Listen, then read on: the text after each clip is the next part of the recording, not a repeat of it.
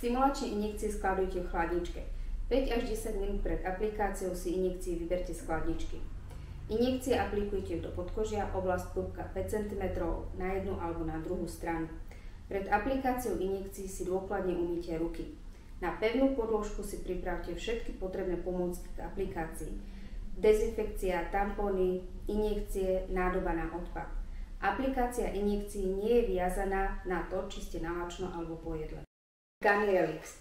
Je hotová injekcia. Vyberiete z krabičky, dáte dole šedú krytku, aplikujete, vydenzifikujete miesto v pichu, pichnete kolmu na doraz, pomaličky vstreknete, narátate do 5, vyberiete, vyhodíte. Použité ihly a striekačky nehádžeme do komunálneho odpadu. Hodíme do vopred pripravenej nádoby, odovzdáme v lekárni alebo vo vašom centre.